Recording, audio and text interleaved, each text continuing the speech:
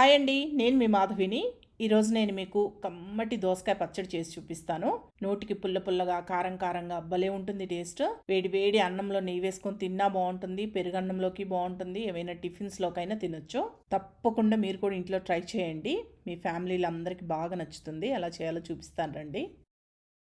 ఈ దోసకాయ పచ్చడి చేసుకోవడానికి నేను ఇక్కడ బాగా గట్టిగా ఉన్న దోసకాయని పావు కేజీ తీసుకున్నానండి. అంటే ఈ దోసకాయ పావు కేజీ దాకా ఉందన్నమాట.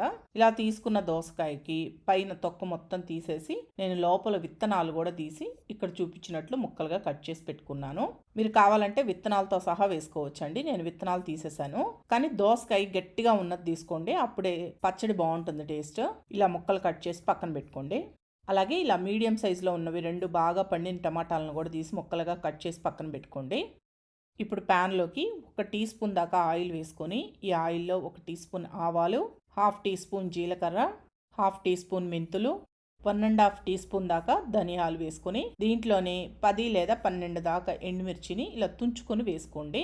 ఇవన్నీ కలిపి బాగా వేగనివ్వండి. ఎండుమిర్చి ఇలా తుంచి వేయడం వల్ల లోపల విత్తనాలు కూడా వేగి టేస్ట్ బాగుంటుంది. అలాగే ఎండుమిరపకాయల్ని నేను ఎన్ని తీసుకున్నానో అన్నే కాకుండా మీరు తినే కారానికి తగ్గట్టుగా తీసుకోండి. అంటే కొంతమంది కారం ఎక్కువ తింటారు, కొంతమంది తక్కువ తింటారు కదండి. నేను వేసింది నార్మల్గా ఉంటుందన్నమాట. దాన్ని బట్టి మీరు ఎండుమిర్చి వేసుకొని బాగా వేయించుకోండి. ఇలా అన్ని బాగా వేగిన తర్వాత ఆయిల్లో నుంచి తీసేసి ఏదైనా బౌల్లో వేసి పక్కన పెట్టేసుకోండి.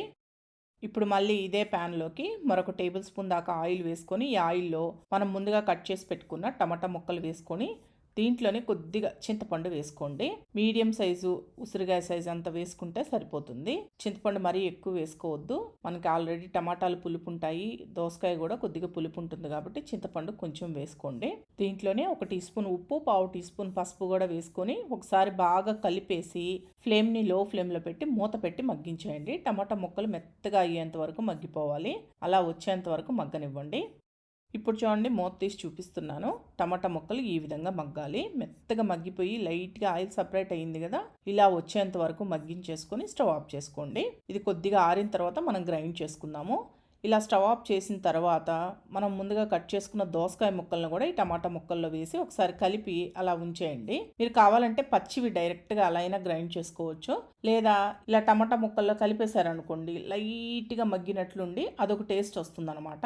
అందుకని నేను టమాటా ముక్కల్లోనే దోసకాయ ముక్కలు కూడా వేసి కలిపి అలా వదిలేశాను. కొద్దిగా ఆరిన తర్వాత గ్రైండ్ చేస్తాను.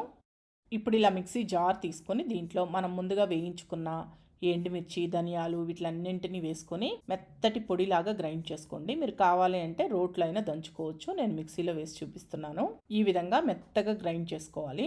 ఇలా గ్రైండ్ చేసుకున్న తర్వాత ఇప్పుడు మనం ముందుగా వేయించి పెట్టుకున్న టమాటా, చింతపండు ఇవన్నీ ఉన్నాయి కదా, దోసకాయ ముక్కలు అన్నింటినీ వేసుకోండి. దీంట్లోనే మీరు రుచికి సరిపడా సాల్ట్ వేసుకోండి. అలాగే ఒక 2 రెమ్మలు వెల్లుల్లి రెమ్మలు కూడా వేసుకొని అన్నీ కలిపి ఈ విధంగా గ్రైండ్ చేసుకోవాలి. మరి మెత్తటి పేస్ట్ లాగా చేసుకుంటే టేస్ట్ అంత బాగుండదండి. మీకు అక్కడక్కడ చిన్న చిన్న పలుకులుగా దోసకాయ ముక్కలు తగులుతూ ఉండాలి. అప్పుడే టేస్ట్ బాగుంటుంది అనమాట. మనకి ఆ దోసకాయ ముక్క అనేది పంటి కింద తగులుతూ బాగుంటుంది తినేటప్పుడు. ఈ విధంగా గ్రైండ్ చేసుకొని పక్కన పెట్టేసుకోండి. దీనికి పోపు పెట్టుకున్నాం. ఇప్పుడు ఈ పోపు కోసం ప్యాన్లో 1 టేబుల్ స్పూన్ దాకా ఆయిల్ వేసుకొని ఈ ఆయిల్ కాగిన తర్వాత దీంట్లో మినప్పప్పు, పచ్చిశనగపప్పు కలిపి 1 టీ స్పూన్ దాకా వేసుకున్నాను. దీంట్లోని 1/2 టీ స్పూన్ ఆవాలు, 1/2 టీ స్పూన్ దాకా జీలకర్ర వేసుకొని ఈ పోపు దినుసులు వేయించుకోండి. ఆవాలు చిట్పటలాడిన దాకా వేగాలి. ఇప్పుడు ఈ పోపు దినుసులు వేగిన తర్వాత దీంట్లో 2 లేదా 3 వెల్లుల్లి రెమ్మల్ని కచ్చపచ్చగా దంచి వేసుకోండి. అలాగే 2 ఎండుమిరపకాయలను కూడా తుంచుకొని వేసుకొని దీంట్లోనే 1 రెమ్మ కరివేపాకు కూడా వేసుకొని వేయించుకోండి. మీరు కావాలి అంటే ఈ పోపులో ఒక చిటికెడు ఇంగువ కూడా వేసుకోవచ్చు. నేను ఇంగువ వేయలేదు. ఈ పోపు మొత్తం ఈ విధంగా వేగిన తర్వాత స్టవ్ ఆఫ్ చేసేసి మనం ముందుగా గ్రైండ్ చేసుకున్న ఈ పచ్చడి మొత్తాన్ని ఈ పోపులో వేసుకొని బాగా కలుపుకుంటే దోసకాయ పచ్చడి రెడీ. ఈ పచ్చడి అన్నంలో కానీ, పెరుగన్నంలో కానీ, టిఫిన్స్లో కానీ దేంట్లోకైనా చాలా బాగుంటుంది. కాకపోతే ఇక్కడ ఒక్కటి గుర్తుపెట్టుకోండి, ఆ పులుపుకు తగ్గట్టు ఉప్పు, కారం ఉంటేనే పచ్చడి టేస్ట్ బాగుంటుంది. అన్నంలో కొద్దిగా నెయ్యి వేసుకొని తింటే మటుకు భలే ఉంటుందండి టేస్ట్. తప్పకుండా ట్రై చేయండి.